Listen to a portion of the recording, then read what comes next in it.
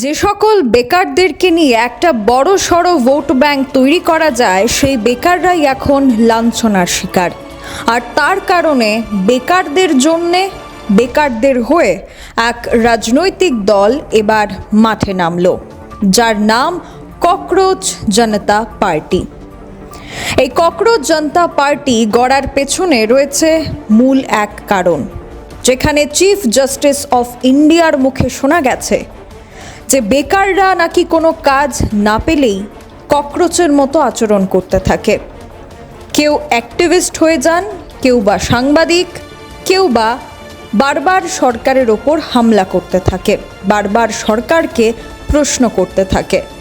আর এ কারণেই দেশে বিকল্প রাজনৈতিক দলের প্রয়োজনীয়তা হিসাবে এই ককরোচ জনতা পার্টি সাড়া ফেলে দিয়েছে। রীতিমতো বর্তমান শাসক দলের কার্যক্রম এবং শাসক দল বেকারদেরকে কিভাবে লাঞ্ছিত বঞ্চিত করছে তা নিয়েই এই ককরোচ জনতা পার্টি সাড়া জাগিয়ে দিয়েছে। মাত্র 72 ঘন্টার বেশি সময়ে দেখা যাচ্ছে যে প্রায় 40 লক্ষেরও বেশি মানুষ এই পার্টির সাথে নিজেকে জড়িয়ে নিয়েছে। গত 16ই মে ককরোচ জনতা পার্টি বা সিজেপি এর সূচনা করেন অভিজিৎ দীপকে নামক একজন যুবক। মাইক্রোব্লগিং সাইট এবং একটি গুগল ফর্মে তিনি এটি পোস্ট করেন এবং ককরোচ জনতা পার্টিতে যোগ দেওয়ার জন্য সবাইকে আহ্বান করেন। মাত্র কয়েক ঘন্টার মধ্যেই হাজার হাজার নাম নথিভুক্ত হয়। এই ককরোচ জনতা পার্টিতে সদস্য সংখ্যাও বেড়েছে। তৃণমূলের 2 সাংসদ মহুয়া মৈত্র এবং কীর্তি আজাদও এই সিজেপিতে যোগ দিয়েছেন।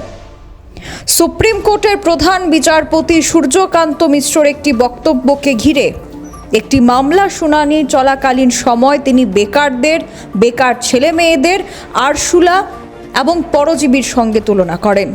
আর এটাই ছিল ওনার সবচেয়ে বড় ভুল।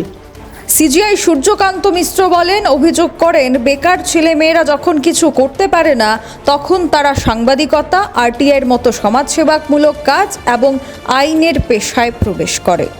ওনার এই বক্তব্য একেবারেই মানানসই নয়। ওনার এই বক্তব্যের চরম বিতর্ক এবং সেই চরম বিতর্কের জেরেই বর্তমানের এই ককরোচ জনতা পার্টি।